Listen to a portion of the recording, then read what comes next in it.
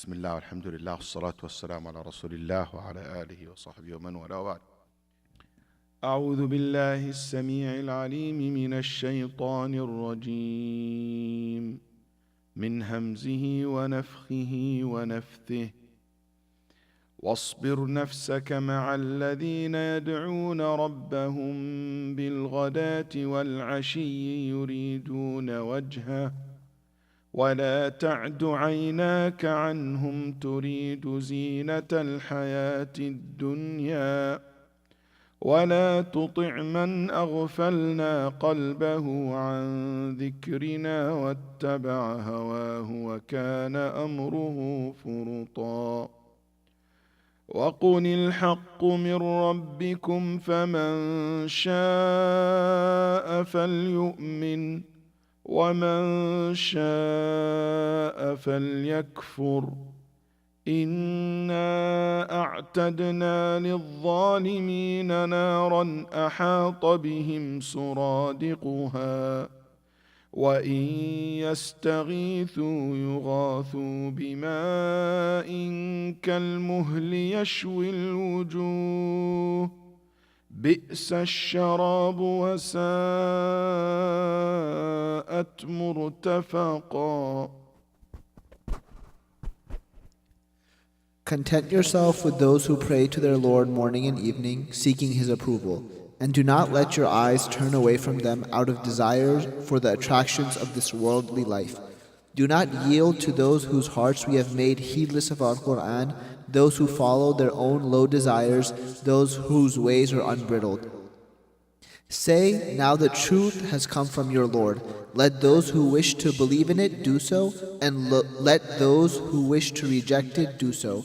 We have prepared a fire for the wrongdoers that will envelop them from all sides. If they call for a relief, they will be relieved with water like molten metal, scalding their faces. What a terrible drink, what a painful resting place. Okay. Bismillah, alhamdulillah, wassalatu wassalamu ala rasulillah. The first verse that he recited, we already talked about it last time, but I said there is certain lessons we can learn from the verse, the first one, that he read the translation, which is وَاصْبِرْ نَفْسَكَ مَعَ الَّذِينَ يَدْعُونَ رَبَّهُمْ بِالْغَدَاةِ وَالْعَشِيِّ. Yani, Ya Muhammad, keep yourself patiently with those who call upon their Lord in the morning and in the night, seeking His face, and seeking the reward from Him, from Allah subhanahu wa ta'ala alone. And do not obey, do not be with those who are heedless, and those who don't mention Allah subhanahu wa ta'ala, those who follow their desires. I know that's what happened. When you don't mention Allah a lot, your desire took over you. And we'll come to certain lessons that we can learn from this verses. And then Allah subhanahu wa ta'ala said, وَقُلِ الْحَقُّ مِنْ رَبِّكُمْ. Say the truth from your Lord. Just give me a second. Let me just pull this up. First lessons from the first verse, and this is a common theme that you will see, or the common issue that repeated in Surah Al-Kahf, which is ordering us to be in the company of good people. So here Allah subhanahu wa ta'ala ordering Muhammad sallallahu alaihi wasallam to be with those who mention Allah subhanahu wa ta'ala a lot. And in so many verses in the Quran, the same order came. For instance, Allah subhanahu wa ta'ala said, يَا أَيُّهَا الَّذِينَ آمَنُوا اتَّقُوا اللَّهَ وَكُونُوا مَعَ الصَّادِقِينَ. In Surah At-Tawbah 119, He said, O who you believe, fear Allah and be with the truthful one, as-sadiqeen. So many people interpreted this verse, be with Muhammad sallallahu alayhi wa sallam's companions, and follow them. And we know the very famous hadith Abi Musa al-Ash'ari, where the Prophet sallallahu alayhi wa sallam said, إن مثل جليس الصالح وجليس السوء كمثل حامل المسك وكير الحديد. It's like being in the company of a person who sells perfume, or someone who's the blacksmith. The one who sells perfume, either he give you some perfume as a gift, or you smell something good while you're around him. But the one who's blacksmith, either he will burn your clothes, or you will get the bad smell, and he will make your clothes stink. And in Nabi sallallahu alayhi wa sallam, that hadith, the first hadith, Bukhari, and the next hadith in Imam Ahmad and Abi Dawud and others, the Prophet sallallahu said, "Al-mar'u ala dini khalilih falyanzur ahadukum man yukhalil." You will be in the same lifestyle of your friends. So be careful who you befriend with. You will have the same lifestyle. The study shows people who care to lose weight, they affect their friends, so they start thinking about losing weight. People start exercising, their company or their friends start exercising. Someone starts smoking, her friends start interested in smoking. That's how it is. It's amazing how the impact of the friends on each other, it's more powerful than many things that you can think of. Malik ibn Dinar once said something very interesting. He said, لأن تنقل الحجارة مع الأبرار خير من أن تأكل الحلوى مع الأشرار. He said, it's better to be with good friends, doing hard work and labor like carrying rocks, than eating dessert and sweets with bad people. He said, I would prefer that over the bad one. And Abu Darda once said, الصاحب الصالح خير من الوحدة. To have a good friend, better than to be by yourself. والوحدة خير من صاحب السوء. And to be by yourself is better than to be with someone who's bad, in the company of someone who's bad, or a bad friend. So let's say this again. Good friend is better than being by yourself. But being by yourself is better than being with someone who is bad. That's how Abu Darda radiallahu anh put it. Ali ibn Abi Talib once said, وَلَا تَصْحَبْ أَخَ الْجَهْلِ وَإِيَّاكَ وَإِيَّاهُ. Don't be a friend of someone who's ignorant. Be aware of him. Stay away from him. فَكَمْ مِنْ جَاهِلٍ أَرْدَى حَلِيمًا حِينَ يَلْقَاهُ. So many ignorant people have caused so much problems to smart people when they met each other. يُقَاسُ الْمَرْءُ بِالْمَرْءِ إِذَا مَا هُوَ مَا شَاهُ. That the person will be compared to those who hang out with. So if you will be compared, like for example, someone today want to apply for a job or to propose to your daughter. One of the first things you're going to ask, okay, who do you hang out with? Who's your friends are? Because you get a lot to know about the person by knowing who he hang out with and and who's his friends are. And by the way, having a good company, being a company of good people is not an option. It's an order from Allah. صحبة الصالحين واجبة ما هي مندوبة. It's not something, okay, it's my choice. I've been with good friends or bad friends. No. It's an order from Allah to be with the good people. How do we know it's an order from Allah? How do we know it's wajib? Because the Nabi ﷺ was ordered to be in the company of good people. So if Muhammad ﷺ, it's order upon him to have a good friend and not to be staying and hanging with bad people. So you more prior to adhere to that. What's the benefit of having good company? What a benefit to have a good friends? Number one, they help you to do the right thing. So it's at salah time, let's go to the masjid. Hey, tomorrow it's Monday, let's fast. Hey, let's read Quran. I have an opportunity for you to give sadaqah. I can help you to do so they help you to do good deeds. Also, good friends, they help you in calamity. Do you know the story of a guy who was in a hall, and basically his doctor passed by him, and the doctor said, "How are you doing?" He said, "I'm good, but I'm in this hall." He said, "Is your heart rate okay? Can you check? Basically your heart rate, and you're fine. You're dizzy? No, I'm not. Okay, you're sweating? No. How's your palms? Are sweating? No. You have chest pain? No. So you're fine. Assalamu alaikum." Then after that, his sheikh passed by, the Imām passed by. And he saw him and he said, what are you doing? He said, I fall in this hole. Then he said, did you pray Isha? He said, yeah, I prayed. Did you make dua? I said, I make my dua. Make sure that you say, A'udhu bi kalimatillahi tamma, because you know what can happen in this place. Yes, I did all this, Sheikh. Tayyib, salam alaikum, have a good night. And he left her. But when his friends passed by, before he said anything, his friend jumped in the hall with him to help him out. So these are the friends are ready to help you whenever you have problems in your life. إِنَّمَا الصَّدِيقُ عِنْدَ الشِّدَّةِ. In the time of hardship and calamity, true friends will be standing before you. There is a great scholar by the name of Muhammad ibn Sirin, and he was a very good friend of another great scholar, his name Shu'bah. One of the interesting things, funny things about their life, أن شعبة قضى دين محمد بن سيرين ومحمد بن سيرين قضى دين شعبة ولم يعرف بعضهم عن بعض.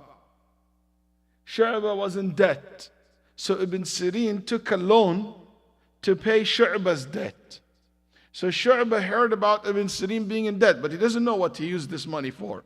So Shu'bah managed to get or sell some money, and he paid Ibn Sirin's debt.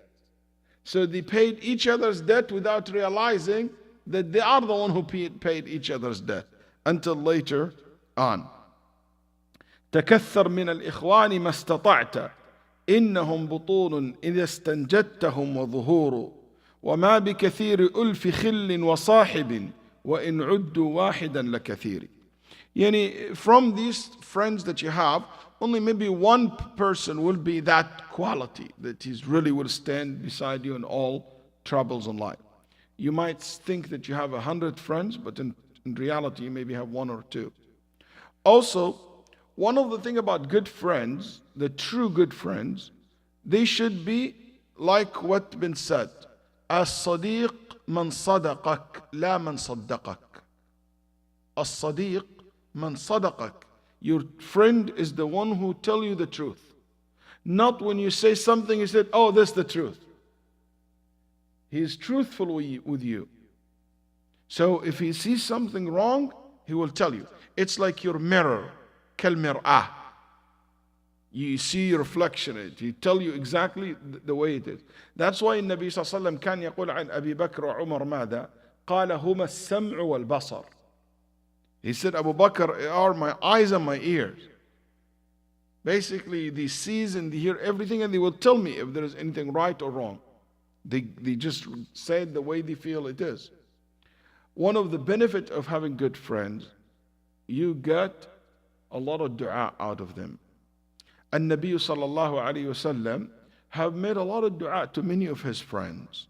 And his friends, they obtain success because of dua in Nabi sallallahu alayhi wa sallam. Like when he prayed to Anas that he lived long life, had a lot of money, a lot of big family. He prayed for Ibn Abbas, he prayed for Muawiyah, he prayed for many companions. As for bad company, ashab al-su', they encourage you to disobey Allah. They are bad role model. You say, oh, when you make sins, Allah tests you with this and that. But you see some bad friends, their life, it looks like for you, everything goes smooth. Oh, they have this and that. They are basically bad role model. If they don't encourage you to do the sin, they will not encourage you to do the good, the least. No bad friends who drinks and don't care for the salah and all the stuff. He will tell you or tell your children, hey, by the way, it's salah time. Don't forget to pray. I don't pray, but you should pray. Usually they don't do that. Okay? That's why Allah subhanahu wa ta'ala warned us from bad friends. And the Prophet ﷺ did so as well. That's why Nabi ﷺ said, لا تصاحب إلا مؤمنا ولا يأكل طعامك إلا تقي. اللي يدخل بيتك ويكون في جوف بيتك وتأتمنه عليك في قعر بيتك هو الإنسان التقي. The Prophet ﷺ said, do not have friend except a believer, and do not let one eat your food unless he is someone of righteousness. It doesn't mean that you cannot have friends with non-Muslim, or you cannot have friends with bad Muslims, or, we have general circle, it's called general friends, in school and work. But the one who you bring him so close to you and you open your heart and the middle of your house for him to come and to eat with you and to be like a family member, that person who will sit in your table and be with the family, that somebody has to be a person of taqwa, of righteousness. A person that you really trust 100%. And one of the reasons the ulama said, because if he's a good friend and he's been seen coming to the house a lot to eat and stuff like that, it would be safe because nobody doubt. But bad friends, if they have the habit of coming to the house a lot, they might steal, they might do a'udhu billah, bad things in the house you're not aware even of. And you regret it later. As for bad friends, you don't benefit from them in the dunya nor in the akhirah. In the akhirah, a'udhu billah, they curse one another. وقال الذين كفروا ربنا أرنا الذين أضلانا من الجن والإنس نجعلهما تحت أقدامنا ليكونا من الأسفلين. SubhanAllah, يعني they will ask Allah subhanahu wa ta'ala to show them those friends who misled them, to put them in the ground so they can step over them. Ibn al-Jawzi rahimahullah said, I have not seen anything can harm the believer more than mixing with people who befitted to him. Because they will quickly influenced by them. And even if he is not like them 100%, then he said, even if he doesn't maybe steal like them or do bad things like what they do, fornicate like them, but he will have their attitude and his deen will go down. That's what Al-Jawzi rahimahullah said. Also, in this verse that we just read, there is a concept it's called at-tawasi bil-haqq wa at-tawasi bil-sabr. Allah subhanahu wa ta'ala said that those who should be in the company with, those who remind each others with haqq, those who not the verse that we just said, sorry. Those who the Prophet ﷺ was ordered to be in the company with, their quality that they have tawasi, they remind each other, they inspire each other. And when Allah subhanahu wa ta'ala ordered Muhammad ﷺ to be with the group of Muslims or the company of those individuals from the Muslims who are righteous, Allah subhanahu wa ta'ala has not encouraged us to break the ummah into groups and clubs and ahzab that they don't go along with each other. But Allah subhanahu wa ta'ala wants the ummah to be groups that they help one another, that they develop one another. Okay? And as Allah subhanahu wa ta'ala said in Surah Al-Asr, وَالْعَصْرِ إِنَّ الْإِنسَانِ, the human, one referring to. Then he said after that, he believe in Allah and he do good deeds. Then when it comes next, he said, and those who, the pronoun became plural, جمع. الإنسان مفرد وإن كان مفرد الجنس لكن هو مفرد ثم قال تواصوا بالحق وتواصوا بالصبر. So he moved from being a single because the act of worship, the belief, it's a personal thing. But spreading goodness in the society, giving da'wah, reminding one each other, it cannot happen without being all together as a community and a society. It is so important for the Muslims to work together collectively because, see, this is how it works. There is an organized effort to spread evil on the earth. There is an organized effort to spread immorality in the earth. There is an organized effort to spread injustice in the earth. Do you agree? I 100% agree. You see that. There is an organized effort to spread and to push certain agenda in the earth.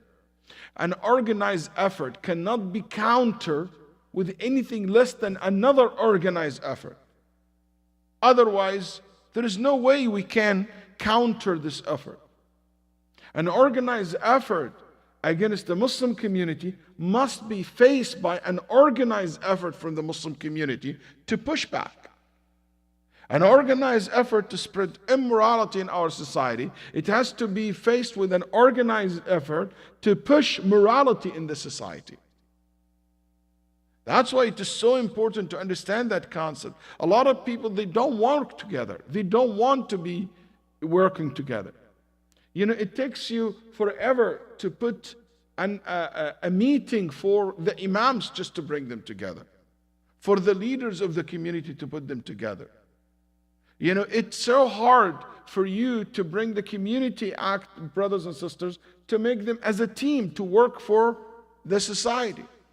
Everybody doesn't want, just I can a little bit give you help. But nobody willing to really to commit and to put time and to put effort and to taking responsibility. And Allah subhanahu wa ta'ala told Muhammad to be part of it. He didn't tell him you by yourself, do it. That's why if you look at the Prophet ﷺ companion, each and every one of them excel in one area. You put them together, you have the best team. Abu Bakr, the most soft-hearted one. Umar, the strongest one. The person who has the best of haya was Uthman radiallahu anh.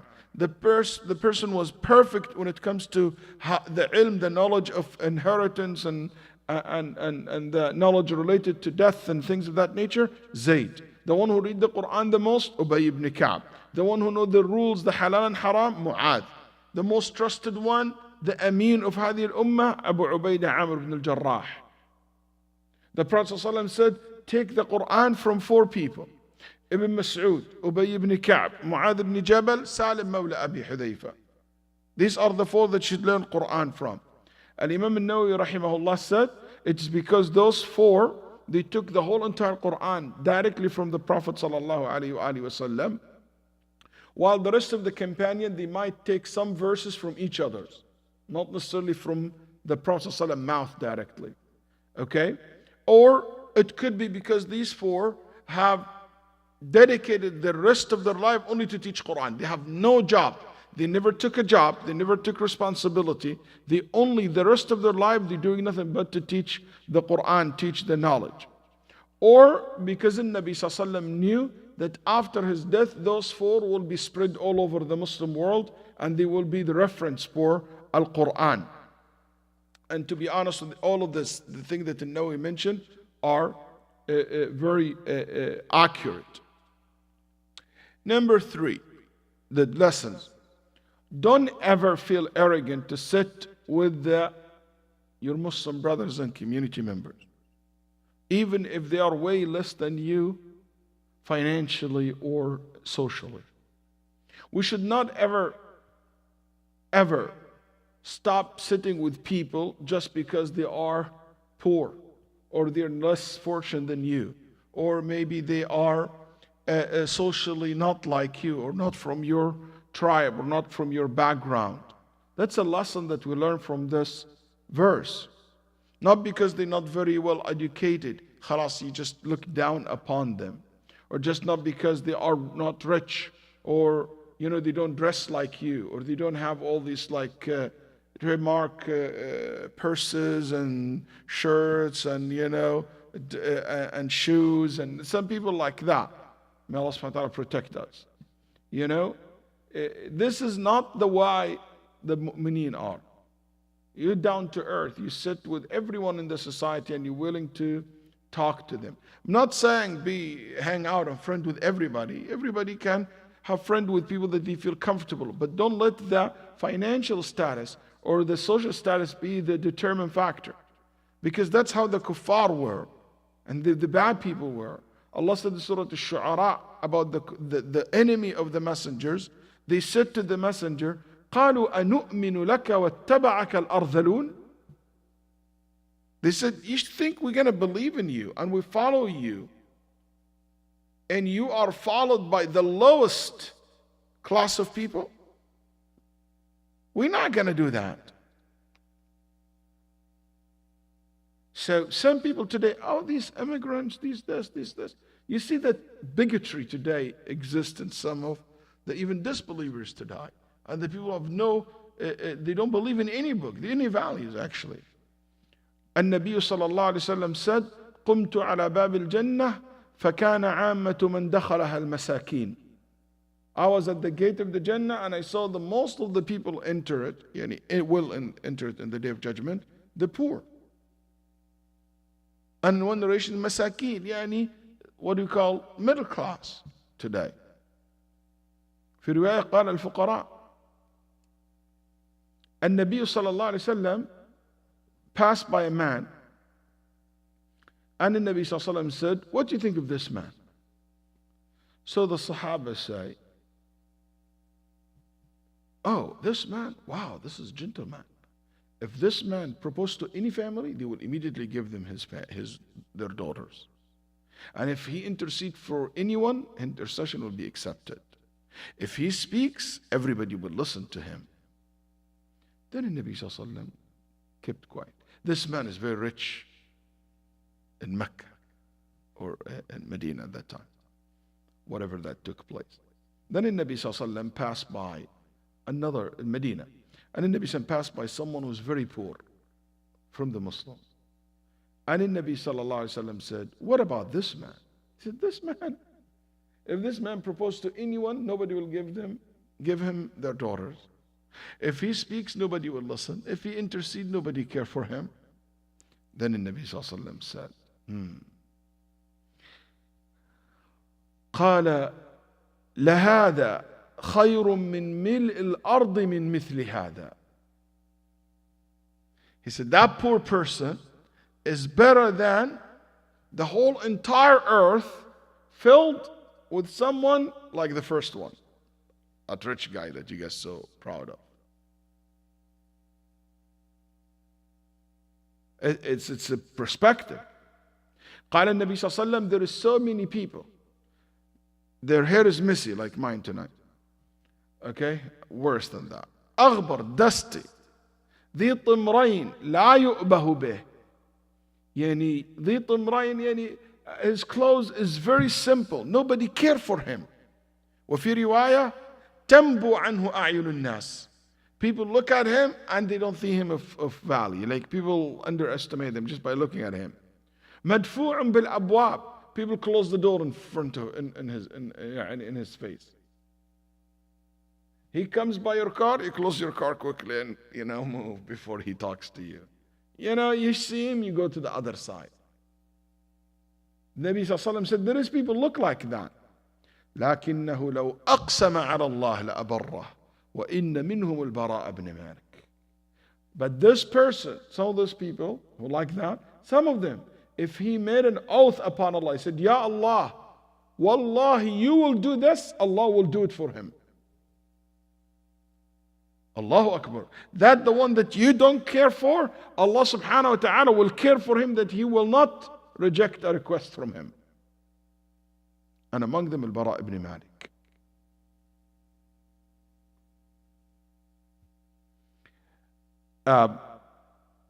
I'm saying this because today there is a problem in da'wah. We are so fascinated by other than Muslims. I go to doctor, for example, De Latif. Oh my God, he's Arab. Oh my God, he's Palestinian. He has a beard. Do you have a white guy here to ask?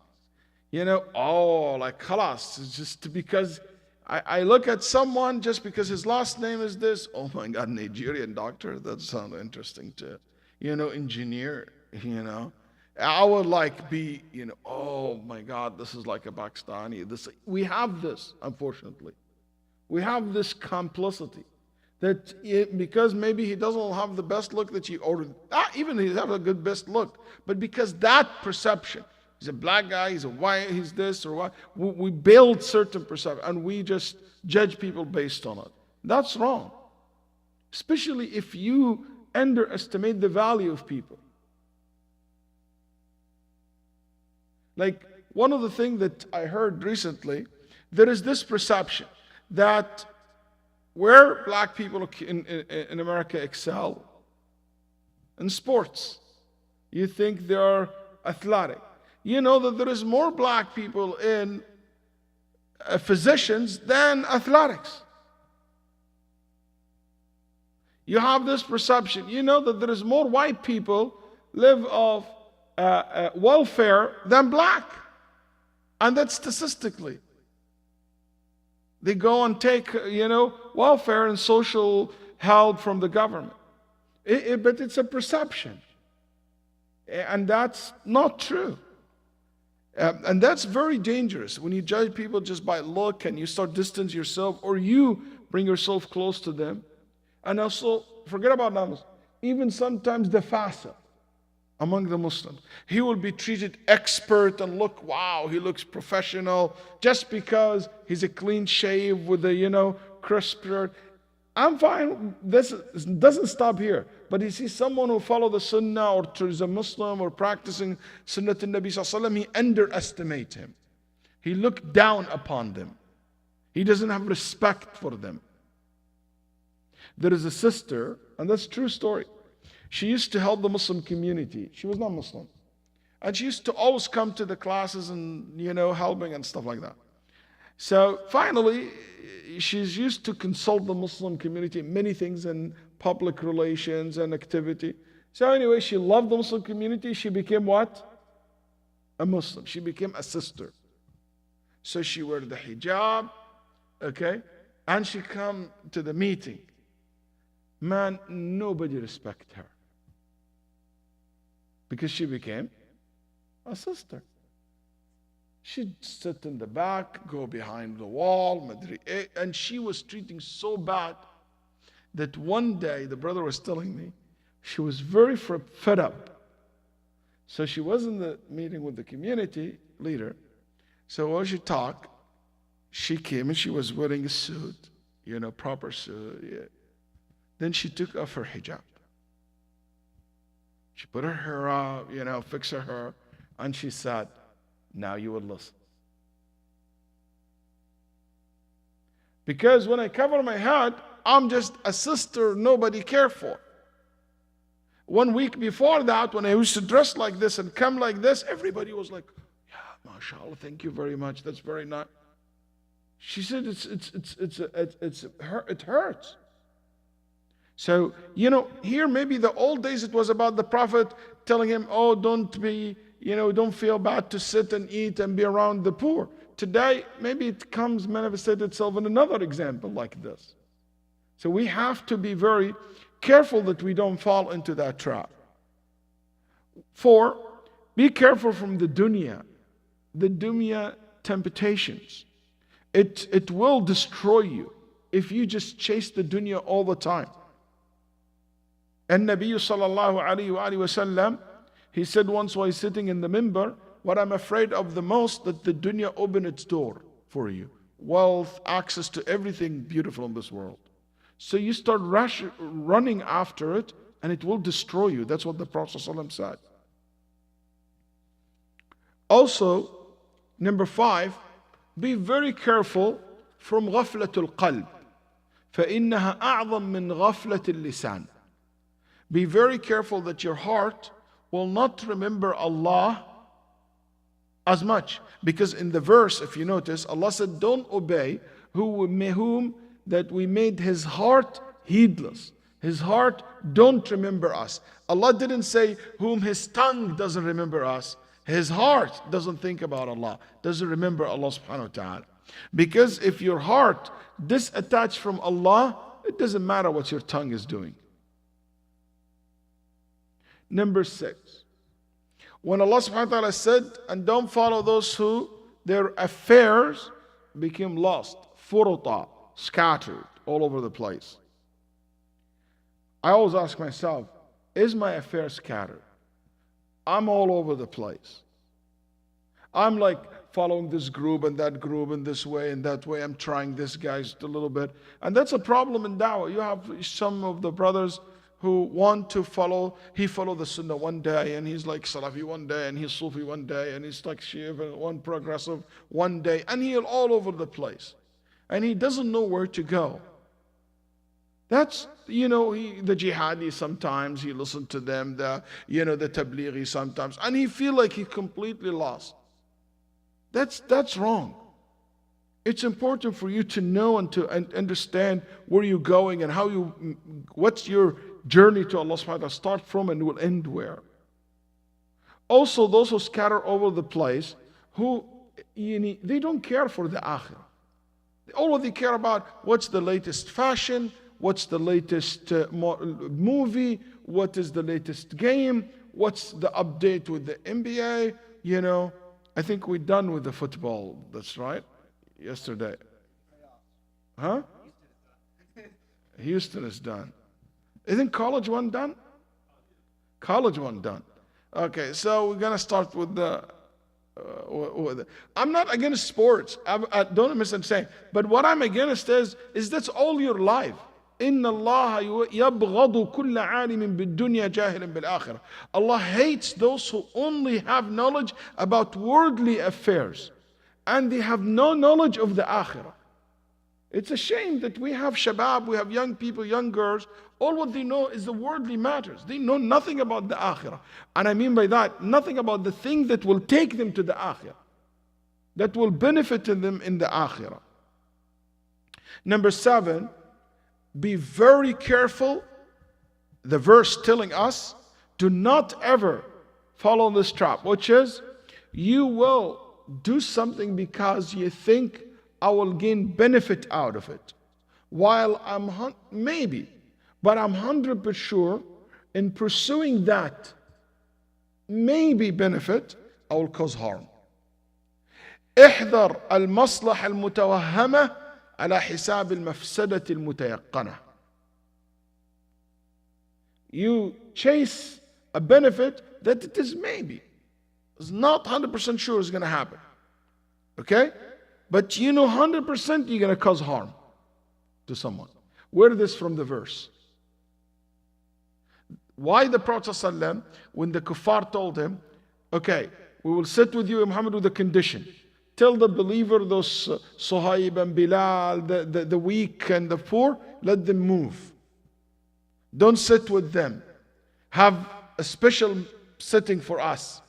Where is the benefit? There is a benefit, which is they might what? Accept Islam. But 100% you will harm your friends. 100% you will hurt their feeling. 100% you will look like a person who do not have principles in life. That you're willing to betray your own friends and you kick them out. So that's 100% problem going to happen. This is very important lessons, not only in da'wah, but in life in general. Many times we chase something that is not 100%, we're not sure about it. But there is slim possibility. But in the process, we might cause a lot of harm to ourselves and to other people. I think the du'at today need to understand this value very well. The rule goes like this. If you have 2 harms and you have to choose between them, you take the less. If you have 2 benefits and you have to choose between one of them, you choose the bigger when it's a benefit. When you have harm and benefits, we ask, which one is you 100% sure about? The benefits, I'll go. The harms, I'll avoid it, even if I lose the benefits. But what if I am 100% sure about the harm and 100% sure about the benefits? In this case, العلماء they said, درء المفاسد مقدم على جلب المصالح. I know I will cause harm and I will get a benefit. They tell you, no, leave the benefit and avoid the harm. This is mizan daqiq. This is a very critical way of thinking. I'll say that again. So you have 2 harms, you choose the less. 2 goods, you choose the bigger. Harm and benefits, that absolutely 100% that will be a benefit and will be a harm. They said, in this case, avoid the benefits and protect the harm. You know what? I am going to have a benefit by aligning with certain group in the community or in the country. Align myself with them. I'll get a benefit. I'll get a little bit of protection. But in this process, I know that I'm going to cause so much harm to the future generation. I have to agree and to admit in so many things against my principles in aqeedah, my principle in morality. And I will make that sacrifice. And I will make that effect on in my community. In this case, let the benefits go away. Protect yourself from the harm. Inshallah, benefit, another chance you can gain it, another way. But what if I am 100% sure about the benefits, but the harm is not, maybe you go with what you're sure about. Also, this verse shows us, number 8, shows us the way to judge people. It is not by how much they have in the bank, not how much degree that they got. No, it is not about the power, it's not about the wealth, it's about the character. It's about their belief, their faith, their character, their morality, their principles. Okay? Fir'aun, he said, ونادى فرعون في قومه قال يا قوم أليس لي ملك مصر وهذه الأنهار تجري من تحتي أفلا تبصرون أم أنا خير من هذا الذي هو مهين ولا يكاد يبين. شوف الميزان. Pharaoh called out among his people and he said, "O my people, doesn't the kingdom of Egypt belong to me and these rivers flow beneath me? Then do you not see?" That's how he judged himself as a good person.